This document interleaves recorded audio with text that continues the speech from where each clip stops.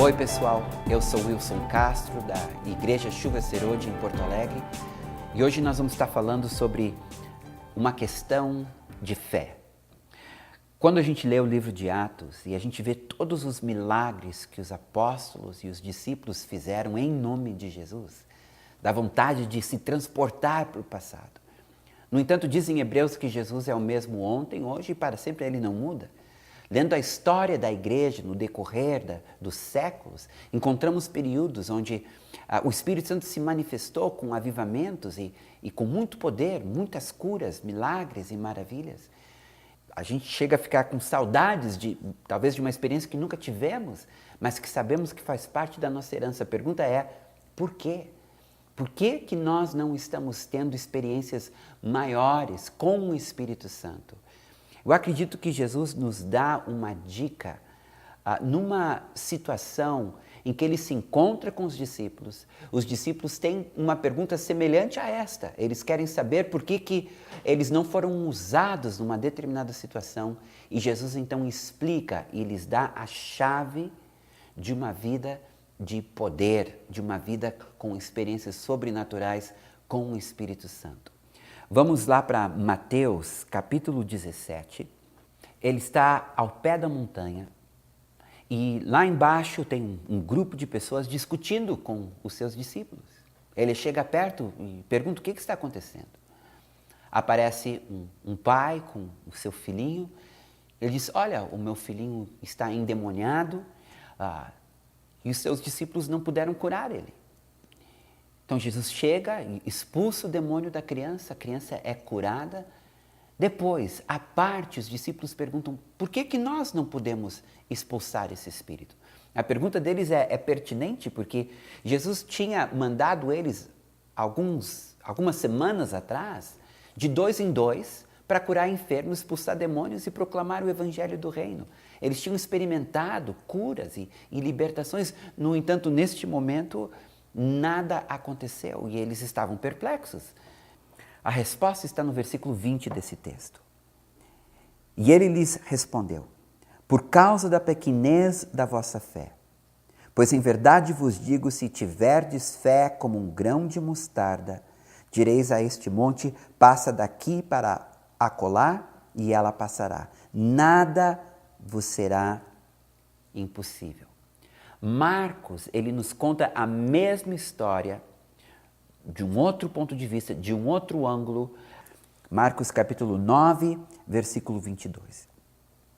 E muitas vezes o tem lançado no fogo e na água para o matar. Mas se tu podes alguma coisa, tem compaixão de nós e ajuda-nos.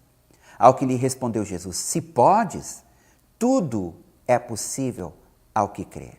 E imediatamente o pai do menino exclamou com lágrimas, eu creio, ajuda-me na minha falta de fé. Então Jesus explicou para os discípulos e explicou também para o pai daquele menino que era uma questão de fé. Jesus, durante todo o seu ministério terreno, volta e meia voltava para a questão da fé. Ele dizia, a tua fé te salvou, a tua fé te curou. Ele viu a fé que estava neles, então ele os curou. Por que a fé é tão importante? A fé, ela não é um fim, ela é um meio. Ela é o condutor do poder de Deus. Através da fé que o poder de Deus é liberado. Vocês lembram daquela senhora que tinha aquele fluxo de sangue? E ela disse, se eu conseguir tocar nas vestes dele, eu serei curada. E quando ela tocou nas vestes, Jesus disse, alguém me tocou. Pedro disse, mas como assim? Tantos estão te tocando. E ele disse, não, alguém me tocou porque eu senti sair de mim poder. Logo, não é uma questão de autoridade ou de poder. É uma questão de fé. A autoridade e o poder, Deus já deu para a igreja. Jesus, através do Espírito Santo, já concedeu para a igreja. A igreja já tem poder e autoridade. O problema não está com Deus, o problema está conosco, está na nossa pequena fé. Agora, é interessante que Jesus compara a fé com um grão de mostarda. Por que não com um grão de areia? né? São 2 grãos, são pequenininhos, e se ele estava falando apenas do tamanho, ele podia ter usado o grão de areia, mas não, grão de mostarda. Por quê? Eu acredito que porque o grão de mostarda e não o grão de areia tem vida e pode ser cultivado e pode crescer. Então, a fé, ela pode ser pequena, mas se ela existe, ela pode ser cultivada e ela pode crescer, desde que exercitada. Então, quando se tem um pouco de fé, e a Bíblia nos promete, através de Pedro, numa das suas cartas, que todos nós recebemos uma medida de fé. Logo, a nossa fé, ela pode crescer, porque ela carrega vida. Essa vida vem de Deus. O Senhor coloca em nós uma medida de fé que podemos cultivar e crescer e experimentar cada vez mais, desde que estejamos dispostos a nos arriscarmos, a nos exercitarmos. Outra coisa importante que ele nos diz. Ele diz em Mateus, nada vos será impossível. Aqui é uma frase negativa, ou seja, quando estamos perante uma situação difícil, perante um desafio, se nós crermos no poder de Deus e nas promessas de Deus, nada nos será impossível. Não há montanha tão grande que não pode ser removida. Em Marcos, ele usa uma frase positiva. Ele diz, tudo é possível ao que crer.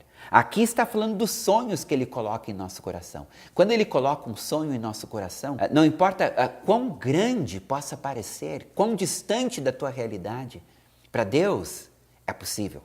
E Ele pode te levar mais longe do que tu já sonhou. A palavra de Deus diz que Ele pode fazer além daquilo que pedimos ou pensamos. Então, a fé, ela tem este poder de nos socorrer nas nossas dificuldades e nos ajudar nos nossos sonhos e ambições. O problema do crente, na verdade, gente, não é a incredulidade. Porque a própria palavra incredulidade significa não crer. E o crente, ele se chama crente porque ele crê.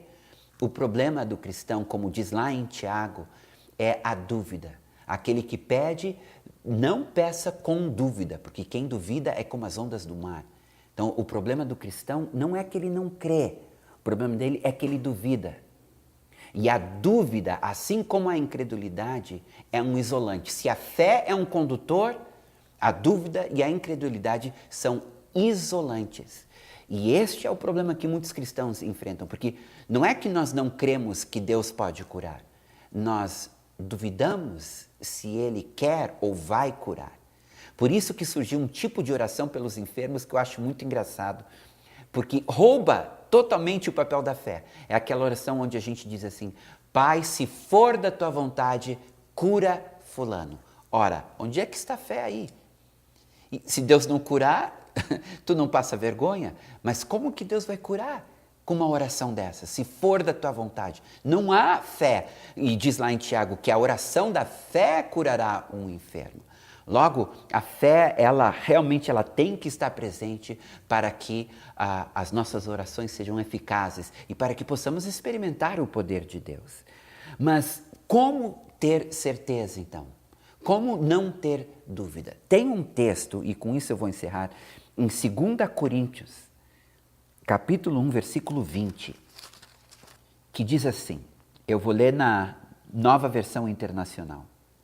Pois quantos forem as promessas feitas por Deus, tantas tem em Cristo o sim. Por isso, por meio dele, o amém é pronunciado por nós, para a glória de Deus. Colocando em miúdos, o que Paulo está nos dizendo aqui é que todas as promessas de Deus têm em Cristo Jesus o seu sim. E apenas depende de nós que estamos em Cristo, darmos o nosso amém. Ou seja, se tem uma promessa de Deus nas Escrituras, Deus diz sim para esta promessa. Ele apenas está aguardando a nossa oração, o nosso amém. E está aqui. Vamos pegar, por exemplo, aquele texto que diz assim, que segundo sua riqueza em glória, Ele há de suprir em Cristo Jesus todas as nossas necessidades. Aqui está uma promessa. E se a gente quer saber, mas Deus, tu quer cumprir esta promessa na minha vida? Ele responde, sim, em Jesus todas as promessas têm o meu sim. Então eu só preciso dizer, então Pai, eu quero esta promessa para a minha vida. E tu pode crer, porque Deus não pode mentir. E Ele se compromete com a sua palavra. E a maior promessa de todas é que Ele irá cumprir todas as suas promessas se nós pertencemos a Jesus. Se isso não é motivo para nós nos levantarmos e nos arriscarmos, eu não sei o que é. Mas nós precisamos nos arriscar. Fé se escreve R-I-S-C-O. Risco. Nós precisamos aprender a dar a cara a tapa, por assim dizer, e realmente a experimentar para ver se é verdade. Nós vamos descobrir que é. Eu sei de uma pessoa que uma vez orou por 1000 enfermos até ver o primeiro ser curado. É esse tipo de perseverança que nós precisamos ter. E certamente, como disse Jesus para alguém, então tu verás a glória de Deus. Crê que tu verás a glória de Deus. Um grande abraço, até a próxima. Tchau. Se você gostou do vídeo, dê o seu like, inscreva-se no canal. Se você tem perguntas ou sugestões para novos temas, deixe aqui nos comentários.